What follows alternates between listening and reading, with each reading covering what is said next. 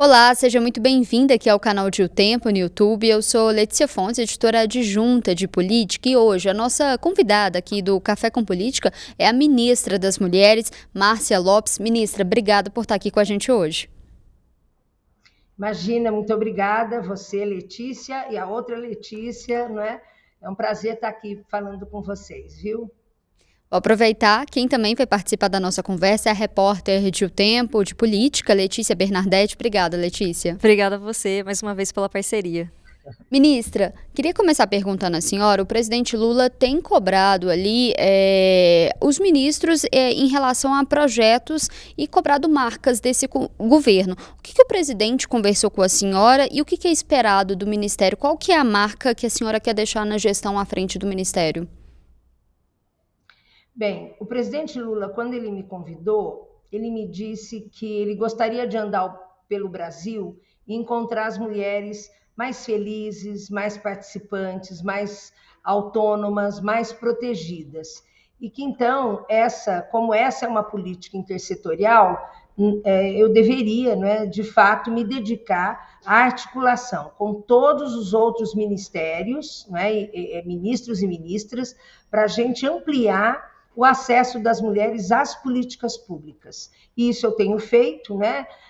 Hoje tenho, inclusive, uma audiência, uma reunião de trabalho com o ministro Padilha, mas já estive com o ministro Marinho, com o ministro Alckmin, com a ministra Margarete Menezes, Macaé, Wellington Dias, enfim, e vou passar por todos os ministérios para exatamente perguntar o que é que essa política pública tem feito pelas mulheres desse país. Somos quase 52% de mulheres no Brasil e é preciso que a gente amplie a participação, o acesso das mulheres aos serviços públicos.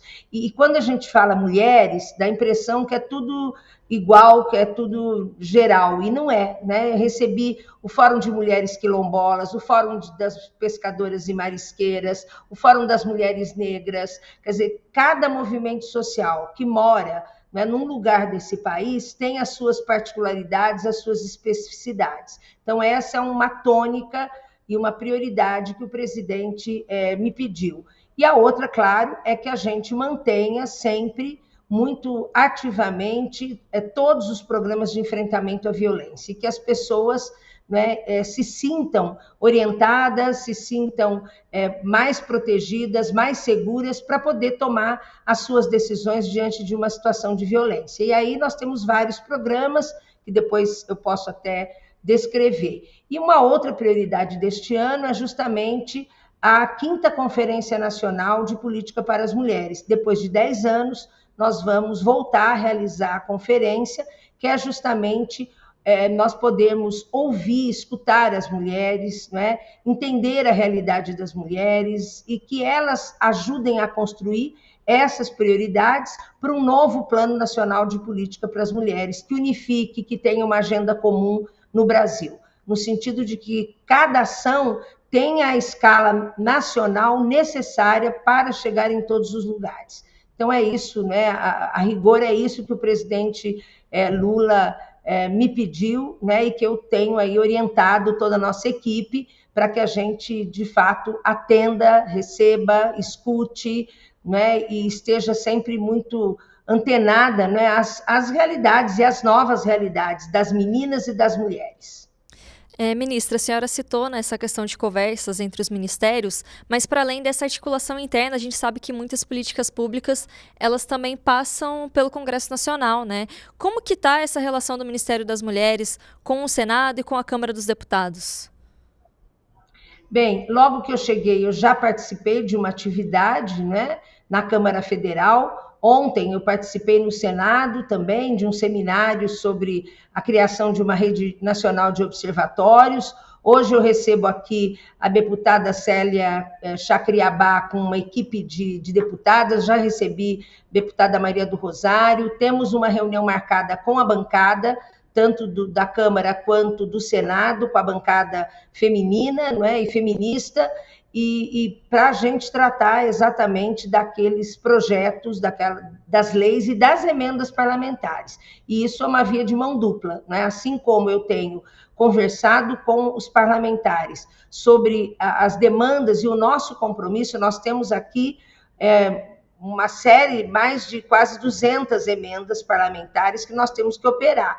E nós vamos operar, a orientação do presidente é pagar essas emendas, mas sempre conversando com o parlamentar, no sentido de que os recursos que ele coloca para um determinado estado, para uma determinada região, um determinado município, seja de fato coerente com as necessidades desses municípios.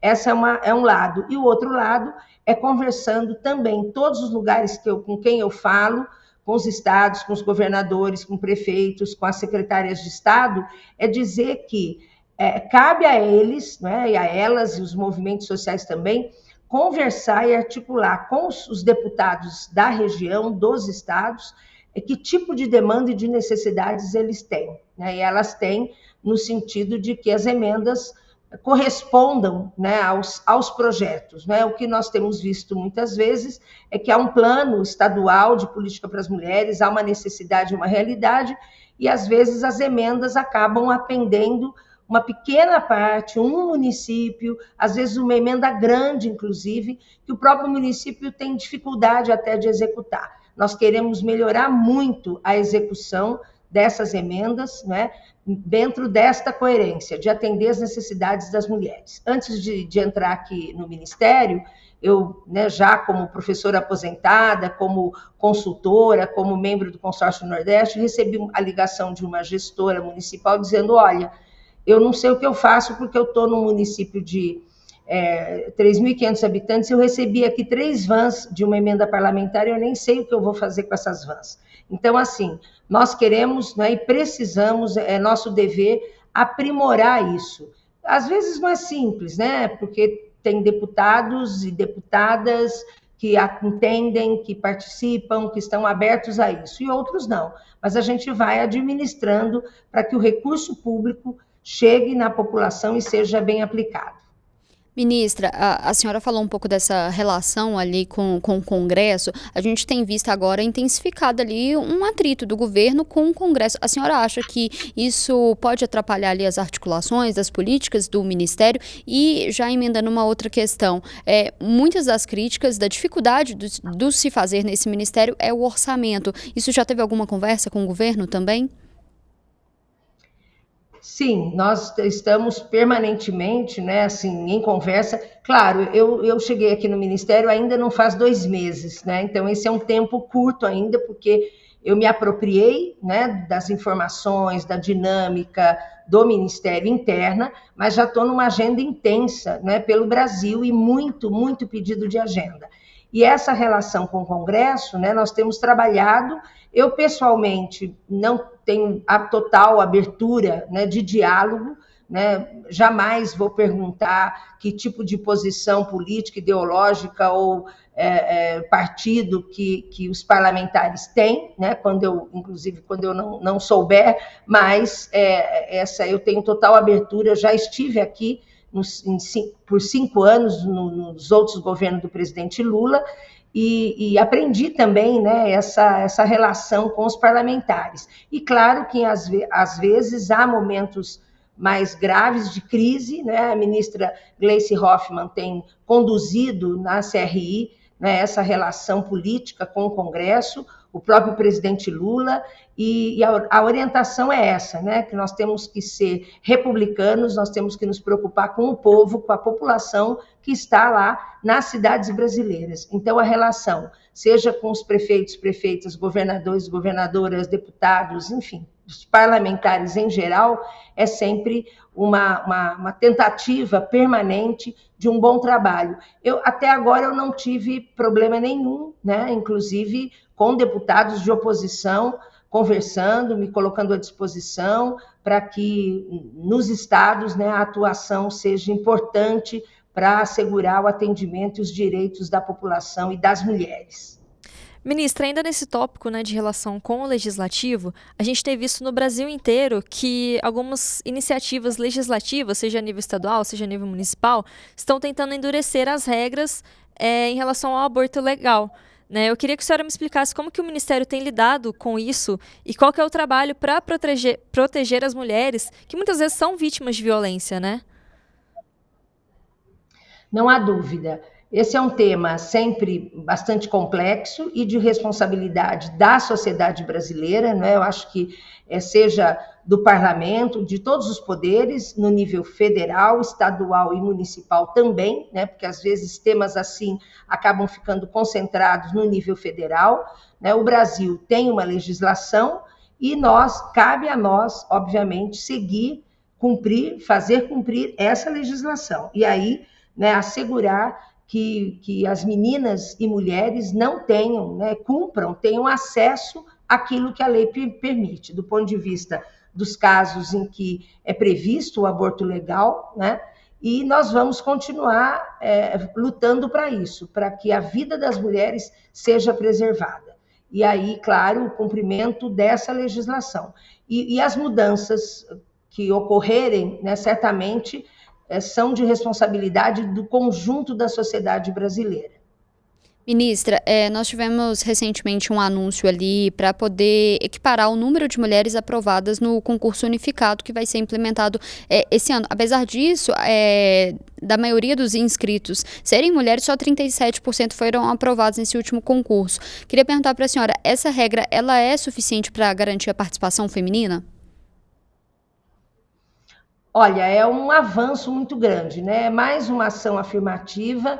Eu tive a oportunidade de participar com a ministra Esther Dweck, do MGI, né, desse anúncio, dessa coletiva, que explica, né, essa tentativa para motivar a que as mulheres, né, façam os concursos públicos, porque também nós sabemos quando uma mulher decide fazer um concurso público, ela tem que administrar também pessoalmente, né, e na sua família, aquilo que vai demandar dela depois. E a gente sabe que essa dupla, tripla jornada das mulheres, né, permanecem, e a gente tem que atuar sempre no sentido da partilha, de que o cuidado seja assumido por todos os membros da família. Então, essa é uma ação afirmativa no seguinte sentido, de que as mulheres, né, classificadas para a segunda fase do concurso chegue pelo menos a 50%. Então, caso, né, nós tenhamos aí em 100 pessoas, né, a maior parte, que, como você falou, se só 39% das mulheres passarem para a segunda fase, a previsão dessa regra significa que querem chegar e vão chegar a 50%, vão chamar mais mulheres para terem oportunidade de seguir na segunda fase. Então, esse é um estímulo. Isso não significa cota, isso não significa reserva de vagas, mas significa mais uma oportunidade para que as mulheres tenham esse espaço, né, de concorrer e, enfim, de serem aprovadas ou não. Isso também não vai prejudicar de modo nenhum a classificação e a participação dos homens. Então, é mais uma ação afirmativa importante para a gente alavancar, né, esse acesso das mulheres ao mundo do trabalho. Assim como é a Lei de Igualdade Salarial, né, uma lei que o presidente Lula sancionou e sempre muito preocupado com isso. Nós sabemos que no Brasil, dependendo da região, né, nós temos aí diferenças de 20%, 30% para a mesma função com salários muito inferiores, né, para as mulheres. Então, eu estive com o ministro Alckmin, com o ministro Marinho, dizendo isso, que nós temos que reunir os ministérios responsáveis nessa relação com o mercado, com os espaços socioocupacionais, né, com a indústria, comércio, instituições. Isso também é uma luta nossa, né, que, de fato, existe uma lei, essa lei precisa ser aplicada. Então, é também muito importante que os meios de comunicação nos ajudem a divulgar. Nós queremos igualdade salarial entre homens e mulheres. Ministra, quando houve a troca no comando do Ministério, vieram à tona algumas denúncias, né, de assédio moral contra a gestão anterior da pasta. Como que estão as apurações internas dessa questão? O que já foi concluído sobre esse assunto? Bem, o que a assessoria, a Conjur, né, que é a área jurídica e também a área de controle interno, fizeram foi seguir os procedimentos e encaminhar quem de direito, né, seja a CGU, né, para exatamente o cuidado, o encaminhamento e as providências em relação a isso, né. O que me cabe, o que me coube de fato, dar continuidade às responsabilidades e atribuições do Ministério aqui, né? Reiterar, claro, a todas as pessoas, nós somos em quase 200 servidores, é uma equipe pequena aqui, mas, obviamente, toda sob a orientação do presidente Lula, né, que seja cada vez mais um ministério que tenha um grupo coeso, um grupo, né, que entenda a dimensão da responsabilidade do nosso trabalho, né, que tudo que a gente faça seja com muito cuidado, com muito zelo, com muita ética, né, e assim nós vamos tocar o Ministério e, claro, cada área vai cumprir aí a sua atribuição em qualquer tipo de processo, de denúncia, enfim, que houve ou que haverá. Ministra, a secretária Maria Helena Guarese, ela assumiu o cargo ali junto com a Secretaria de Relações Institucionais, com a ministra Gleisi Hoffmann, e a assistente social, Eutália Barbosa, vai assumir esse cargo no Ministério. Por que ocorreu essa troca na pasta? Ainda tem relação ali com as denúncias de assédio? Não, absolutamente. Na verdade, eu saiu ontem, né, a exoneração e a nomeação da Maria Helena para um outro cargo e a nomeação da Eutália Barbosa. A Eutália é uma assistente social que já foi secretária de Estado, que tem muita capacidade de gestão. Eu já convivi com ela no MDS, na transição, ela trabalhou muito com a gente, voluntariamente, inclusive, e depois agora como diretora de condicionalidades do Bolsa Família. Então, eu, né, solicitei ao ministro Wellington que ele liberasse a Eutália e a secretária Eliane para trabalhar comigo, porque essa dupla, né, a ministra e a secretária executiva, de fato, são as lideranças do Ministério, e é quem dá o comando, é quem opera cotidianamente as atribuições do Ministério. E tem que ter, né, muita convivência, uma relação, né, de proximidade, e é isso que eu tenho com a Eutália. Eu vivi isso no MDS, né, por 4 anos com o ministro Patrus Ananias, né? Nós formamos uma dupla com muita lealdade, proximidade, confiança, trabalho conjunto, identidade, e isso eu aprendi, né? Que fica muito mais difícil quando não há essa proximidade mesmo, né? Então não tive dúvida, e o presidente Lula, obviamente, me disse, me orientou, você tem total autonomia para escolher a sua equipe, né? E para analisar a situação de cada, não só da secretária executiva, das secretárias nacionais, das diretoras, enfim, dos diretores. Então, é isso que eu fiz, né? Um processo muito natural, né? Que eu pudesse escolher para estar, né, numa segunda posição, alguém que eu já conhecesse, que eu já tivesse convivência, né? Que a gente é natural que no cotidiano a gente possa ter divergências, mas estar juntas, né? Então, estou muito satisfeita. Eutália é uma pessoa muito comprometida, competente, ágil, né? E pessoa que vai comigo buscar os resultados para esse ministério e que todo o Brasil espera em relação às mulheres. E muita coisa de continuidade ao que a ministra Cida Gonçalves e a Maria Helena faziam nesse ministério do ponto de vista dos programas, dos projetos, né? Até porque existe um Conselho Nacional de Política para as Mulheres, existe uma pauta e nós temos que ter responsabilidade, né? Não vou ficar aqui inventando a roda, nós temos programas importantes, né, em todas as áreas, enfrentamento à violência, autonomia econômica, na articulação intersetorial, e nós vamos dar continuidade, aprimorar, ampliar, melhorar, né, e criar aquilo que for possível e necessário junto com toda a sociedade brasileira. Ministra, a gente está saindo agora do mês de junho, né, que é o mês do orgulho LGBT+, e a gente sabe que o Ministério das Mulheres tem algumas ações de enfrentamento, né, para esse grupo, como, por exemplo, tem um grupo de trabalho contra a violência política de gênero para mulheres lésbicas, bissexuais, trans e travestis, mas eu queria que a senhora me falasse um pouco mais sobre as políticas públicas para esse grupo de uma forma geral, especialmente para as mulheres trans e travestis, que a gente sabe, né, que estão entre as maiores vítimas de violência aqui no Brasil.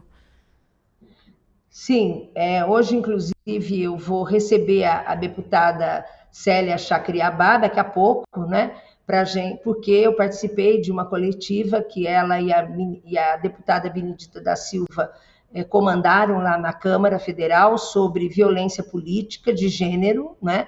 E esse, de fato, é um processo que a gente enfrenta no Brasil, infelizmente, chegando, né, a índices muito alarmantes do ponto de vista até, né, de chegar à morte dessas pessoas, e que sejam parlamentares, sejam trans, sejam, enfim, as LGBTs, e tenho falado, já recebi, já visitei em outros estados, grupos, movimentos, e o que nós temos que fazer aqui é exatamente tratar com absoluta igualdade todas as demandas que vêm, né, de todos os grupos, inclusive isso, das LGBTs, né? Nós estamos trabalhando exatamente, entendendo essa realidade.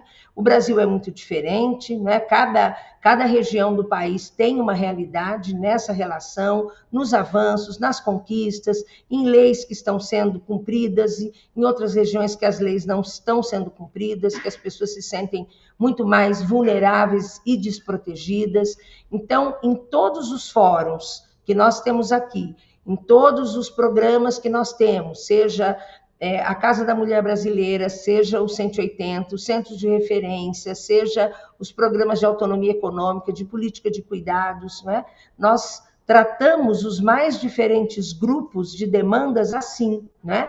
E claro que quando aparece uma situação específica, de uma situação de morte, de desrespeito, de ofensa, nos mais diferentes lugares desse país, o que nós procuramos além da demonstração de solidariedade, da nossa responsabilidade pública, né, em cuidar, em atender, em assegurar que essas pessoas que são vítimas de preconceitos, de transfobia, né, sejam de fato, que a gente avance nisso, que sejam de fato tratadas com absoluto respeito, ética e igualdade. Então, esse é um processo que a gente sabe que ainda, né, vai demorar muito no mundo, né, e que a gente, recentemente, né, nós tivemos retrocessos graves do ponto de vista do próprio comando do país em relação a essa situação. E cada vez mais, né, nós temos que entender, né, a dimensão da vida dessas pessoas. E o que importa, né, é que toda a população brasileira, homens, mulheres, as LGBTs, toda a população se sinta integrada, protegida e pertencente a seus territórios, aos seus lugares, né, de viver. E é isso que a gente quer. Por isso, também a política de cuidados, que vai agora lançar um Plano Nacional de Cuidados, também tratando dessa questão. Ministra, já caminhando para o final, a gente vê que tem aumentado a representatividade de mulheres na política, mas muito longe de uma igualdade. Primeiro, eu queria perguntar, como que a senhora vê, principalmente, esses últimos ataques sofridos pela ministra Marina Silva? Ontem a gente viu mais ataques à ministra. Como que a senhora vê isso? E se falta uma defesa maior do governo à ministra Marina Silva? Falo isso até porque uma das críticas do governo é de que outras mulheres que ocupam espaços nesse governo não são muito bem defendidas. A gente teve o caso da Anísia Trindade. Como que a senhora avalia essa questão? Bem, primeiro que, claro, do ponto de vista do presidente Lula, né, nós mulheres, e ele me dizia isso, né, quando ele me convidou para assumir o ministério, ele me perguntava por que será que a gente demora tanto para mudar uma situação nesse país, uma mentalidade, um posicionamento, por que a gente demora tanto para fazer uma transformação de determinadas coisas, né? E justamente essa é uma delas, né? Por que será que ainda a gente tem que lidar com esse autoritarismo, com esse machismo, com essa opulência, com essa prepotência, né, de homens que, inclusive, né, representam a sociedade. E no episódio, então, assim, essa é uma orientação do presidente, claro, né, para toda a equipe do governo, inclusive para os servidores federais, né, no trato com a população, não só com autoridades, mas com todas as pessoas, né? Com todas, aqui no caso das mulheres, com todas as mulheres, né?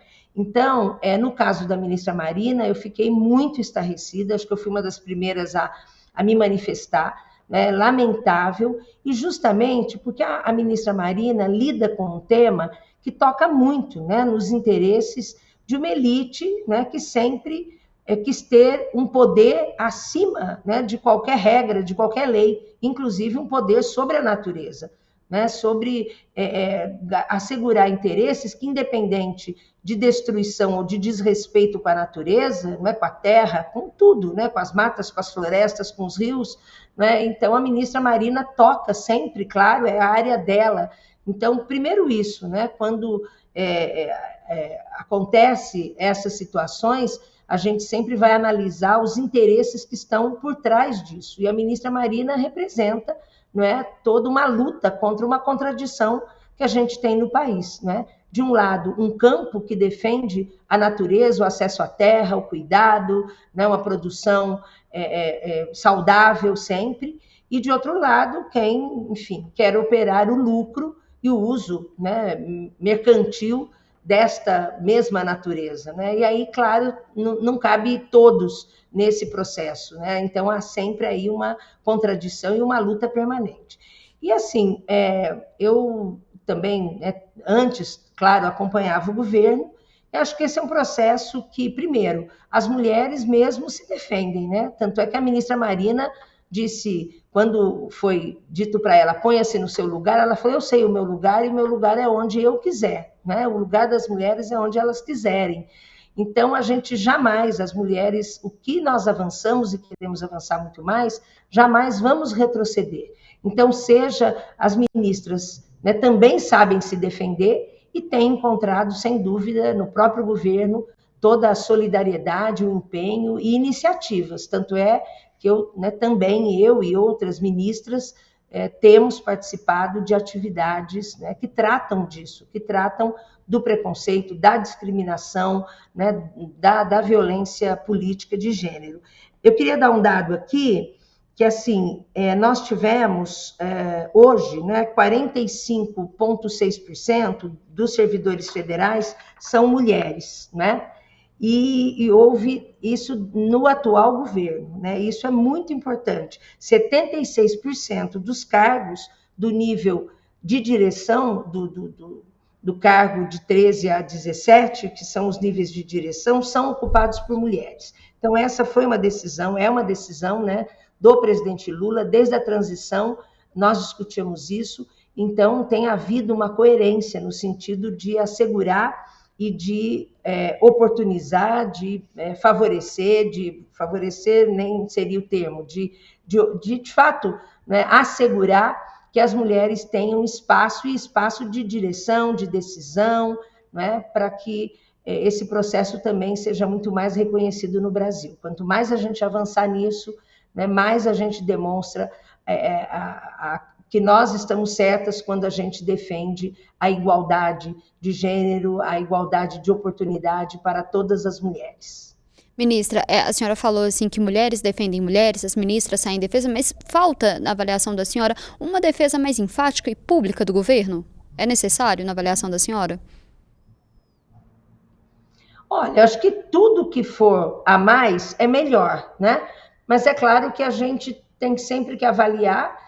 Eu tenho as ministras e ministros, obviamente, têm toda a autonomia e o apoio do presidente Lula em sair nessa defesa, não há dúvida disso, né? E muitas vezes nós fazemos isso e fazemos pelas redes sociais, às vezes as redes também manifestam mais e valorizam mais esse nosso posicionamento e às vezes menos. E aí tem, claro, uma orientação e uma direção política por parte da própria SECOM, né?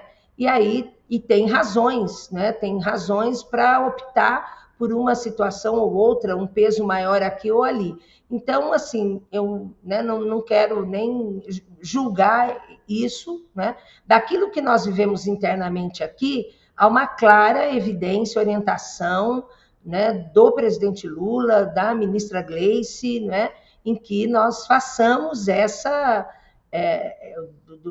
do ministro Rui Costa também, da Casa Civil, em que a gente faça toda a defesa, toda a solidariedade, não é? E inclusive estratégias para que a gente se fortaleça, não é?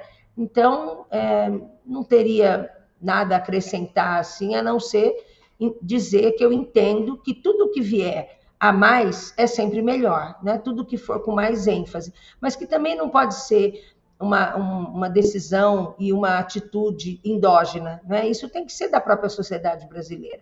Como é que os movimentos sociais, os conselhos, como é que os outros parlamentares, como é que os outros níveis de governo tratam dessa questão?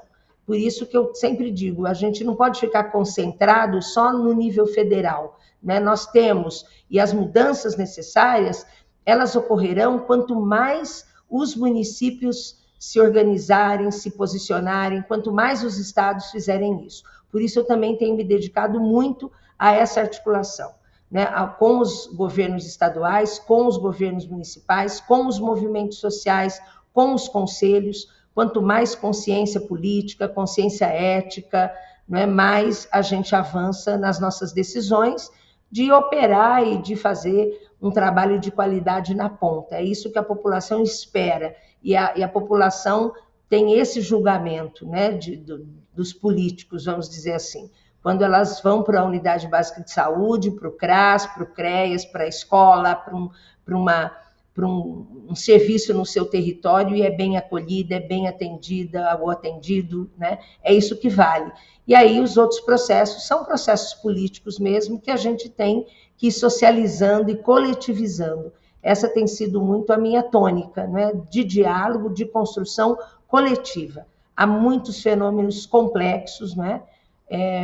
Eu estou hoje também tendo uma audiência, vou ter uma audiência com o ministro Padilha, nós vamos tratar, né, da questão da saúde mental das mulheres, né, que é um tema muito importante, porque quanto melhor a saúde mental, mais segurança, mais autonomia, mais participação as mulheres terão nesse Brasil, né? Então, é isso. São muitos lados, né, às vezes, aí da mesma moeda, do mesmo assunto, e que no Brasil a gente tem que contextualizar sempre um país desse tamanho, né? Um país, aí em Minas Gerais, 853 municípios, né?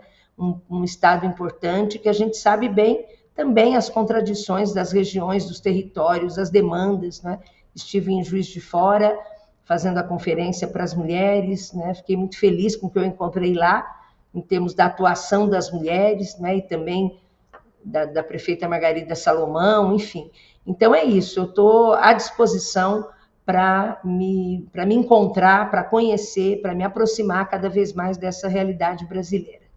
Ministra, só uma última pergunta. A senhora falou de muitos projetos, intenções do Ministério, mas a gente sabe que está tendo uma questão ali de ajuste fiscal, corte de gastos, e a gente sabe que geralmente o Ministério da senhora que mais sofre esses cortes. Tem algum temor dessas políticas não conseguirem serem concluídas?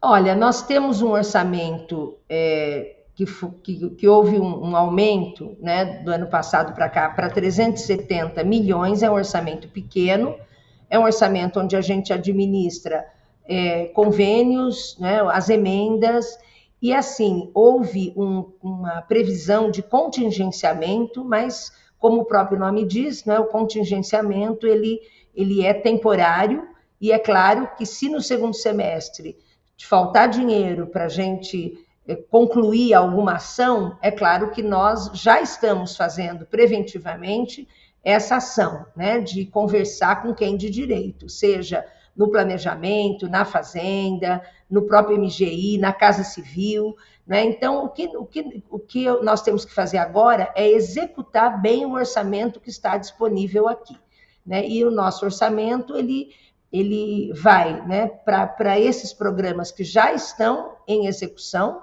né? Nós temos aí, inclusive, em Minas Gerais, uma Casa da Mulher Brasileira.